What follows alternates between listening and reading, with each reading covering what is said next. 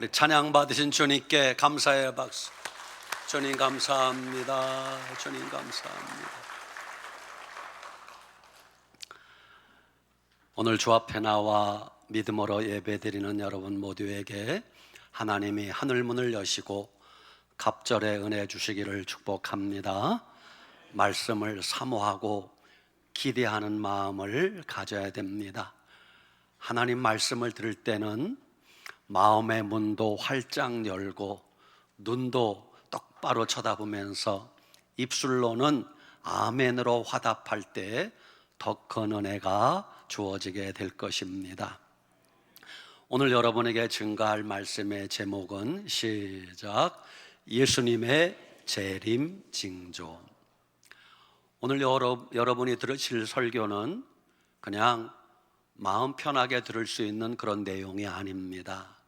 어쩌면 우리에게 가장 중요한, 가장 심각하기도 하고 가장 무거운 내용의 설교를 하게 될 것입니다. 그러나 정말 중요한 내용이기 때문에 여러분이 바짝 긴장하고 말씀을 받으셔야 이 말씀의 은혜가 되실 것입니다. 여러분, 그리스도인의 마지막 소망은 예수님의 재림입니다. 예수님의 재림은 머지않아 이 땅에 곧 이루어지게 될 것입니다. 물론 우리가 그 날짜와 그 시간은 알지 못합니다. 그러나 예수님이 재림하신다는 사실은 분명한 사실입니다. 어쩌면 지금 살아있는 여러분과 저는 살아생전에 예수님의 재림을 맞이할 수 있는 시대에 살고 있는지도 모릅니다. 여러분이 각자가 하나님 앞에서 진실하게 대답해 보시기 바랍니다. 여러분은 정말로 예수님이 재림하실 것을 믿으십니까? 만약 여러분이 예수님 재림 그게 뭐야? 오면 오고 마는 거지 라고 생각한다면 그 믿음은 정말 잘못된 믿음입니다. 영국에서 목회하는 목사님들 대상으로 설문조사를 해보니까 목사님들 가운데, 목회하는 영국의 목사님들 가운데 30%가 예수님의 부활을 안 믿는다고 대답을 했어요. 그 중에 또 절반은 예수님의 재림을 안 믿는다고 대답했대요. 그 중에 또 절반은 다른 종교에도 구원이 있다라고 대답을 했대요. 예수님의 부활도 믿지 않고 예수님의 재림도 믿지 않고 다른 종교에도 구원이 있다고 생각하는 사람들은 늘 강조하는 게 뭐냐 하면 우리 서로 사랑합시다, 서로 평화롭게 삽시다, 서로 행복하게 삽시다, 동성애자들도 포용하고 용납해야 됩니다, 이런 소리만 한다는 거예요. 여러분, 그렇지 않습니다. 말세가 되면 사람들이 예수님의 재림을 믿지 않을 것을 경고했어요. 베드로후서 3장 3절, 먼저 이것을 알지니 말세에 조롱하는 자들이 와서 자기의 정욕을 따라 행하며 조롱하여 이르되 주께서 강림하신다는 약속이 어디 있느냐 하면서 조롱한다고 이미 말씀하셨어요. 아닙니다. 예수님의 재림은 예수님이 직접 약속하신 말씀입니다. 그러므로 말세를 살아가는 성도들은 예수님이 다시 오실 것이라는 확실한 믿음을 가지고 예수님의 재림을 고대하고 살아야 됩니다.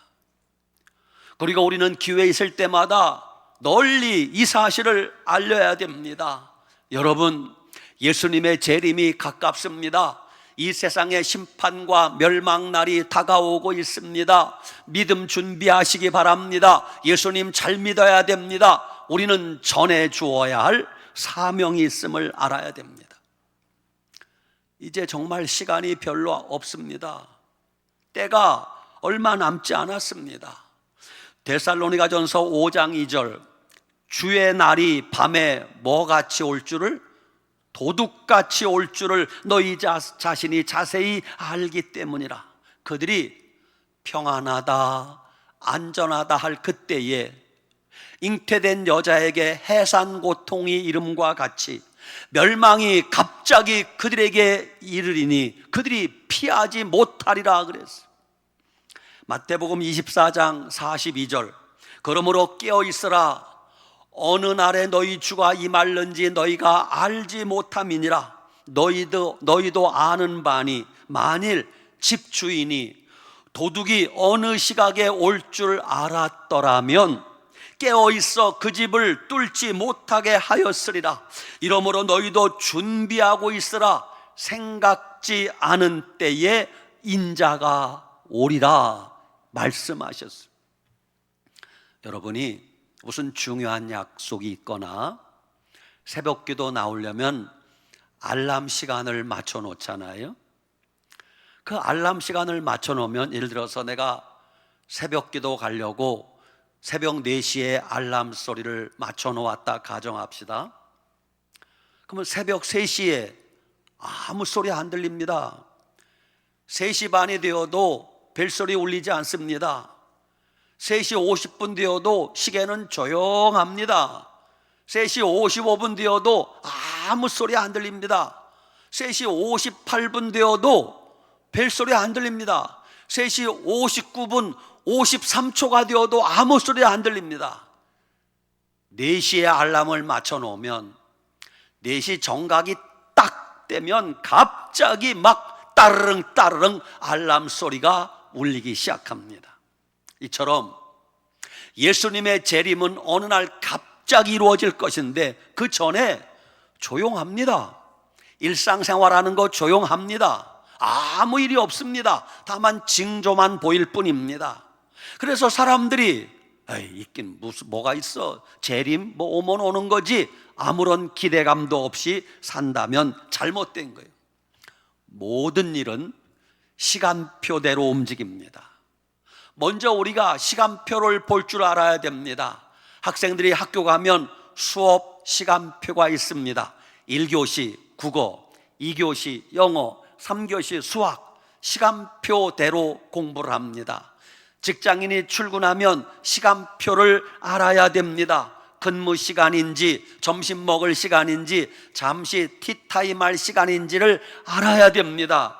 예배 드릴 때 예배 시간을 알고 와야 됩니다. 우리는 2부 예배가 11시 반인데 오후 1시에 와서 왜 예배 안 드려요? 하면 안 됩니다. 이처럼 하나님이 일하시는 역사의 시간표가 있습니다. 지금 이 시대는 하나님이 무엇을 하시는 시간인지 하나님의 시간표를 볼 줄 알아야 됩니다. 하나님의 역사의 시간표에 의하면 지금은 예수님의 재림이 임박한 시기에 우리가 살고 있음을 알아야 됩니다. 성경에는 예수님 재림에 관한 말씀이 수백 번 나오고 있습니다. 그 예수님 재림의 약속은 조만간에 반드시 이루어지게 될 것입니다. 성경은 하나님이 우리에게 약속하신 언약의 말씀입니다. 사람은 약속하고도 약속을 어기기도 하고 지키지도 못하는 일이 있지만 하나님은 그 약속을 반드시 이루시는 분이십니다. 성경에 하나님이 약속하신 모든 말씀은 거의 100% 다 이루어졌습니다. 그 중에 딱 한 가지 아직 이루어지지 않은 미완성의 약속이 예수님의 재림 약속입니다. 그렇다면 성경의 다른 모든 약속이 다 이루어졌다면 아직 이루어지지 않은 한 가지 미완성의 예수님의 재림 약속 장차 이루어지겠습니까? 안 이루어지겠습니까? 반드시 이루어질 줄 믿으시기 바랍니다. 마태복음 24장 32절, 예수님이 친히 말씀하시기를 무화과 나무의 비유를 배우라.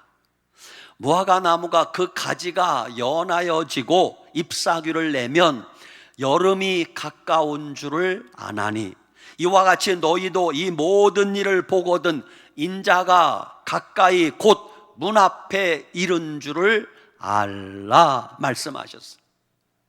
이 말씀에 대하여 모든 성경학자들의 해석은 이건 똑같습니다. 100% 똑같습니다. 첫째, 무화과나무의 비유를 배우라. 이 무화과나무는 어느 나라를 상징하는가? 이스라엘을 상징한다는 거예요. 둘째, 그 가지가 연하여지고 잎사귀를 내면 이게 무슨 뜻인가? 이스라엘은 역사를 보면 AD 70년 로마의 디도 장군, 성경에 나옵니다. 영어로 타이투스 장군에 의해서 AD 70년에 예루살렘이 완전히 파괴되고 모든 유대인들은 전 세계 뿔뿔이 흩어져 유랑민족이 되어 디아스포라, 나라 없는 민족으로 약 1900년을 살았습니다. 이스라엘은 나라가 없어졌어요. 그렇게 없어진 나라가 다시 독립한 것이 언제인가? 1948년 5월 14일입니다. 이스라엘이 약 1900년 만에 다시 나라를 되찾고 독립한 것을 일컬어서 가지가 연하여지고 잎사귀를 냈다라고 성경학자들이 공통적으로 해석합니다. 그래서 모든 성경학자들은 말세는 언제 시작되었는가? 이스라엘이 독립한 1948년 5월 14일부터 이미 그때 말세가 시작되었다는 거예요. 그러면 여름이 가까운 줄 알라. 여름은 뜨겁습니다. 곧 환난과 심판과 이 세상의 멸망날이 가까운 줄 알라고 예수님이 말씀하셨어요.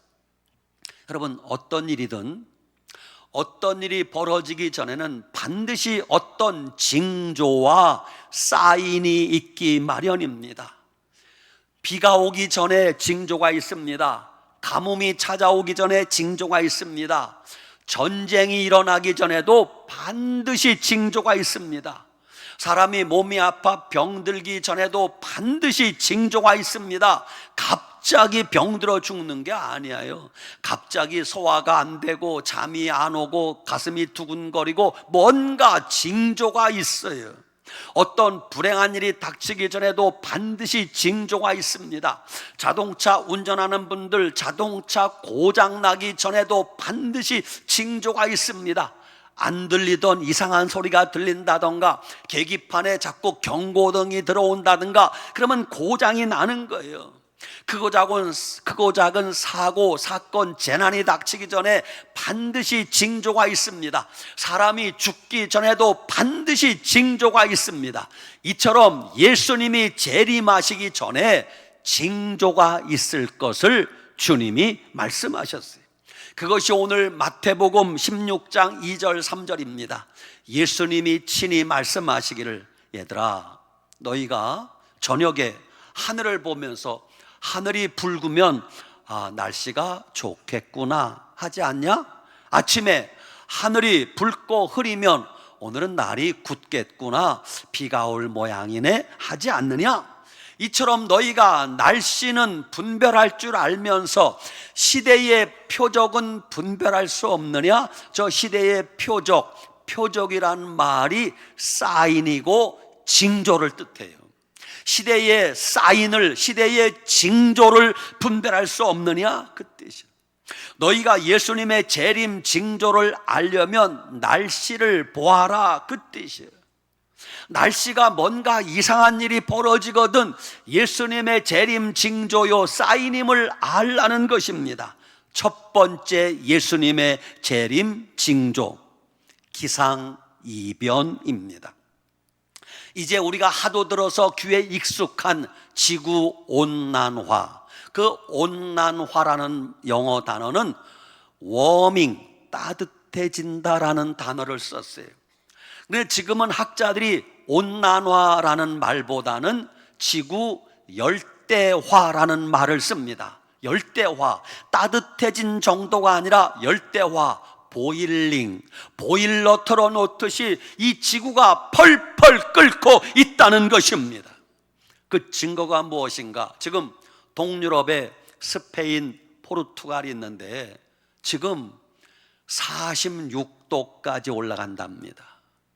우리나라 35도, 36도가 되면은 헉헉거리고 살기가 힘든데 46도까지 올라가면 어떻게 살라는 거예요? 그 원인을 추적해 보니 포르투갈, 스페인, 프랑스 그 밑에 바다가 지중해예요. 지중해 해수면 온도가 평상시보다 적게는 3도에서 많게는 6도 이상 올라갔다고 합니다. 여러분, 학자들에 의하면 바닷물 온도가 1도가 올라가는 것은 이거는 육지에 엄청난 재난을 가져온다는 겁니다. 바닷물 온도가 1도가 올라가면 육지에는 생태계에 엄청난 파괴를 가져온다는 거예요. 그런데 지중해 온도가 3도에서 6도가 올라갔으니 그 주변국 나라들 재난이 닥치는 거는 상상할 수 있지 않아요? 우리나라도 예외가 아닙니다. 최근 10년 사이에 동해안과 서해안 바닷물 온도가 2, 3도가 높아졌답니다. 1도만 올라가도 육지에 생태계 파괴가 일어나는데 동해안, 서해안 바다에 2, 3도가 올라가서 지금 어부들이 동해안, 서해안에서 예전에 잡히지 않던 열대성 고기가 잡힌다는 거예요. 지난주에는 영덕 앞바다에서 열대 바다에서나 잡을 수 있는 참다랑어 1,300마리가 잡혔대요. 팔 수도 없는 쿼터량에 의해서 폐기 처분해야 될 우리나라 바다에서는 잡히지 않던 고기가 잡혔다고 합니다. 이런 이상한 일들이 바다에서 육지에서 계속 일어나는데 기후학자들이, 날씨만 전문으로 연구하는 학자들이 뭐라고 고백하는가? 앞으로 일어날 일들이 무섭습니다. 그래요. 아무것도 모르는 우리는 뭐 이러다 말겠지 늘 여름에는 그랬지 않았어? 라고 많은데 수십 년간 날씨만 전문적으로 연구해온 학자들은 앞으로 일어날 일들이 무섭다고 고백하고 있어요. 여러분, 전 세계에서 가장 추운 곳을 대표하는 지역이 시베리아입니다. 시베리아, 말만 들어도 춥지 않아요? 시베리아는 1년 겨울철에 평균 기온이 영하 25도래요. 시베리아 여름 평균 기온이 영하 25도인데 겨울에는 영하 40도까지 내려간답니다. 시베리아에 여름이 찾아오면 평균 기온이 17도래요. 17도라면은 우리나라 아주 쌀쌀한 가을 날씨라고 할 수 있어요. 그런데 금년 여름에는 시베리아에 지금 38도까지 올라간답니다. 이상하지 않아요, 여러분? 이것이 스위스의 알프스 모든 만년설을 다 녹아내리게 하고 있고 남극과 북극의 빙하가 다 녹아내리게 하고 있는 것입니다. 그래서 각국의 정상들이 모여서 회담을 했습니다. 이렇게 가다가는 우리가 다 망한다. 탄소 발생량을 줄이자. 그래서 각국 정상들이 모여서 각 나라마다 탄소 배출량을 줄이려고 노력했지만 그 모든 노력이 무색하게 계속 기온은 올라가고 있습니다. 여러분, 모든 것은 성경 말씀대로 이루어질 것입니다. 바다든 육지든 기온은 점점 올라가게 될 것입니다. 우리나라 금년 여름 이상하죠? 금년에 포항에 비다운 비가 왔어요? 장마비 왔습니까? 안 왔습니다. 그런데 장마가 끝났대요. 장마가 온 적도 없는데 무슨 장마가 끝났습니까? 이런 희한한 일들이 벌어지고 있습니다. 왜 이런 일이 벌어지고 있습니까? 예수님의 재림이 가깝기 때문에 주님은 우리에게 계속 사인을 보내고 징조를 보여주시는 것입니다. 너희가 날씨를 통하여 예수님의 재림이 가까운 줄 알라는 것입니다. 누가복음 21장 25절. 1월 성신에는 징조가 있겠고 태양과 달과 별들의 어떤 징조가 있대요. 땅에서는 민족들이 바다와 파도의 성난 소리로 인하여 곤고한 중에 혼란한 중에 곤고하리라 그랬어요. 해와 달과 별들에도 어떤 징조가 있겠고 바다와 파도의 성난 소리로 인하여 혼란한 중에 곤고하리라. 이게 무슨 일이지? 두 번째 예수님의 재림 징조입니다. 전쟁입니다. 마태복음 24장 7절, 민족이 민족을, 나라가 나라를 대적하여 일어나겠고, 누가복음 21장 20절, 너희가 예루살렘이 군대들에게 에워싸이는 것을 보거든 그 멸망이 가까운 줄을 알라 그랬어요. 이스라엘과 하마스의 전쟁 계속 중입니다.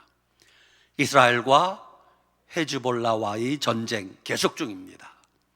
이스라엘과 후티 반군과의 전쟁 계속 중입니다. 이스라엘과 이란과의 전쟁 진행형입니다.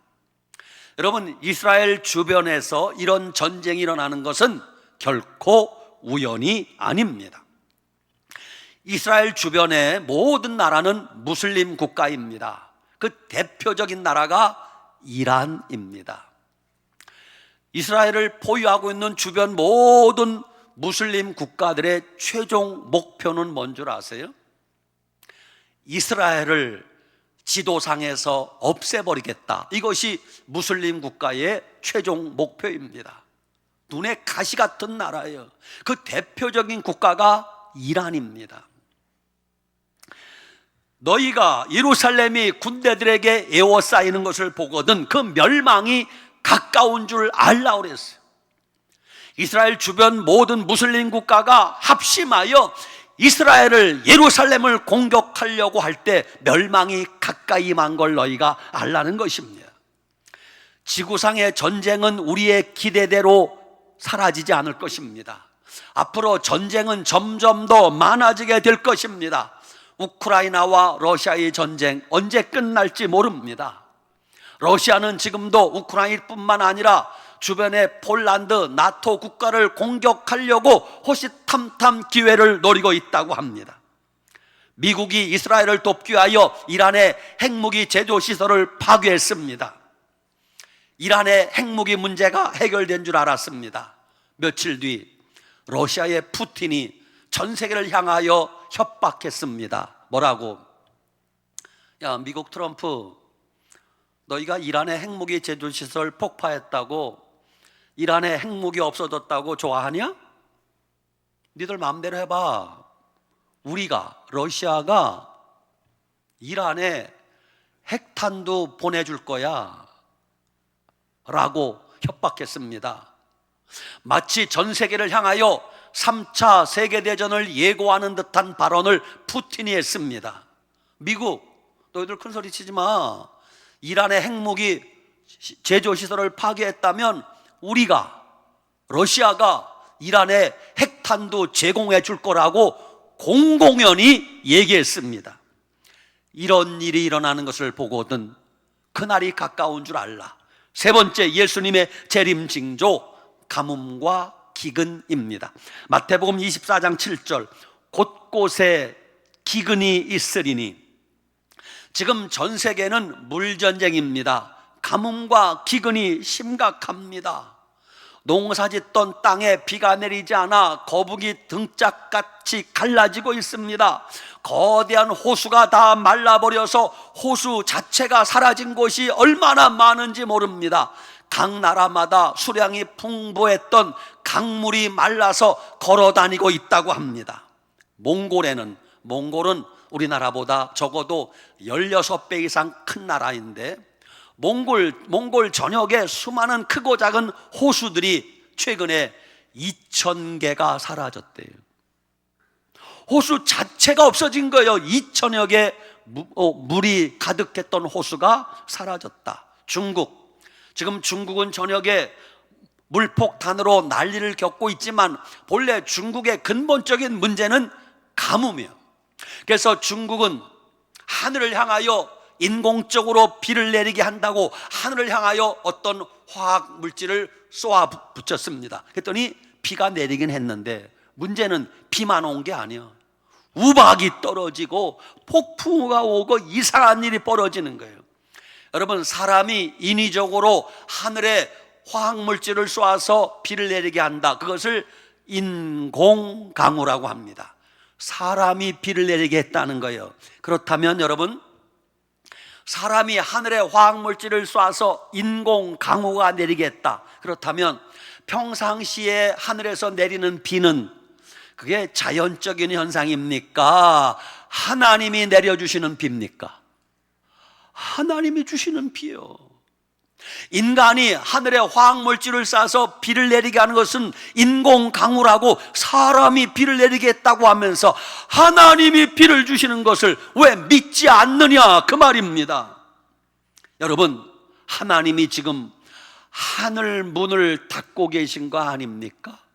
하늘 문이 열려야 비도 내리고 은혜도 받는데 하늘 문이 점점 닫히니까 비도 내리지 않고 은혜도 받기가 점점 힘들어지는 것입니다.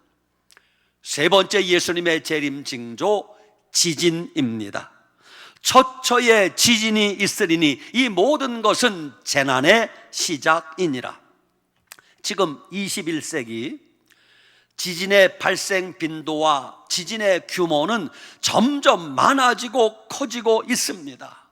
지금 현재 이웃나라 일본에서는 지난 한 달 사이에 크고 작은 지진이 1700번 이상 발생했다고 합니다.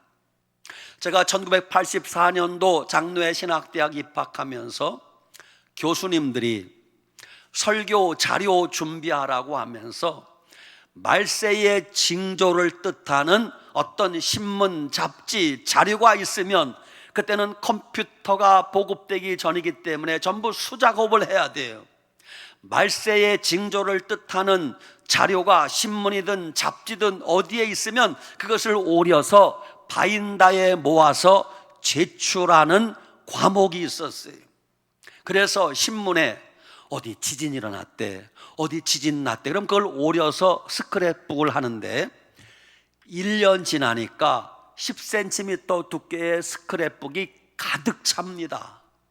그러다가 2, 3년 뒤에는 그걸 더 이상 못하게 되었어요. 왠 줄 아세요?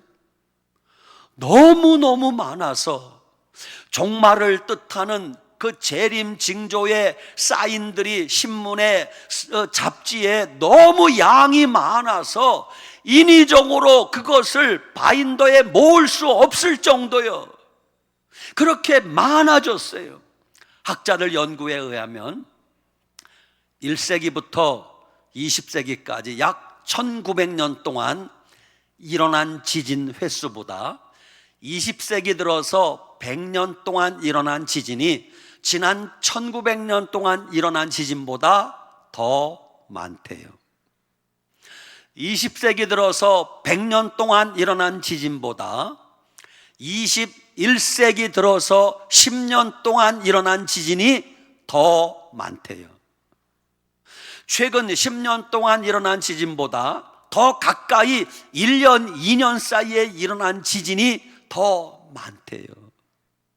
그러니까 지금 계속 지진의 발생은 점점 더 기하급수적으로 많아지고 있고 지진의 규모도 점점 더 커지고 있다는 걸 알 수 있습니다. 이 모든 일이 일어난 줄 보거든 너희는 그날이 가까운 줄 알라는 거예요. 예수님 재림의 때는 노아의 때와 같다고 했습니다. 마태복음 24장 37절, 노아의 때와 같이 인자의 임함도 그러하리라. 홍수전에 노아가 방주에 들어가던 그날까지 사람들이 먹고 마시고 시집가고 장가들고 있으면서 홍수가 나서 그들을 다 멸하기까지 깨닫지 못하였으니 인자의 임함도 이와 같으리라 그랬어요. 노아 홍수 때도 노아의 8 식구가 방주에 갈 때까지 사람들은 그들이 멸망당하여 죽는 것을 모르고 다 죽었다는 거예요. 말세도 마찬가지입니다. 말세가 되어서 믿음 있는 사람들이 세상을 향하여 예수님 재림이 가깝습니다, 심판과 멸망날이 가깝습니다, 준비하시기 바랍니다. 아무리 외쳐도 세상 사람들은 들을 생각을 하지 않습니다. 노아 시대는 사람들이 물로서 심판당하여 죽었는데 인류의 마지막에는 물심판이 아니라 불심판이 예배되었다고 주님이 경고하고 있습니다. 여러분, 지금 되어가는 모든 징조는 전부 불입니다. 기상이변, 지구온난화, 열대화 전부 불입니다. 가뭄, 기근, 지진, 폭염, 산불, 화산 폭발, 알고 보면 전부 불입니다.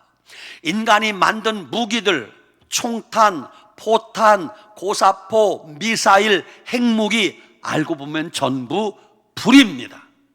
인간은 스스로 불심판을 준비하고 있지 않습니까? 그래도 다행히 믿음 있는 여러분들은 이런 사실을 알고 예수님의 재림이 가까운 줄 알고 날마다 기도하며 예수님 맞이할 준비하고 사는데, 세상 사람들은 눈을 막고 귀를 가리고 이런 소리를 들으려고 하지 않습니다. 무슨 예수님의 재림이냐, 무슨 심판이고 멸망이냐 들으려고 하지 않습니다. 우리는 그들에게 담대히 전해 주어야 할 사명과 책임이 있습니다. 더 속상한 것은 이런 절박한 시기를 살아가면서 사람들이 예수님께 돌아오는 것이 아니라 아직도 우상을 숭배하고 우상 앞에 굽신거리는 짓들을 하고 있습니다.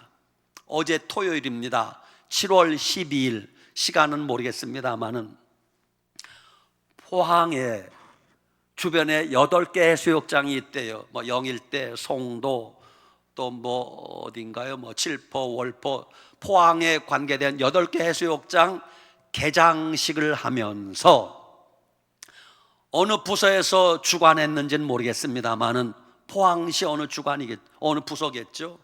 뭔 짓을 했는가? 해수욕장 개장하면서 수신제, 물귀신에게 제사드리고 어룡제를 지냈다고 합니다. 돼지 대가리 갖다 놓고 무당 불러다가 푸닥거리 하면서 피나이다 피나이다, 물놀이 사고가 없게 해주시고 안전하게 해주시고 이 짓거리 했단 말입니다. 포항시가 이런 짓을 하면 하나님의 진노를 피하기 어려울 것이에요. 하나님을 찾아도 시원치 않은데 돼지 대가리 갖다 놓고 무당 불러다가 수신제, 어룡제 지낸다면 포항시 공무원들 가운데는 기독교인들 없나요? 그들 왜 가만히 있는 거예요? 왜 가만히 있는 거예요? 정신 차려야 됩니다. 여러분, 예수님의 재림이 임박한 시대를 살아가는 우리들 정말 예수님 잘 믿으셔야 됩니다. 그냥 교회에 왔다 갔다 하는 것만으로는 안 됩니다. 내가 집사인데 그거 가지고 안 됩니다.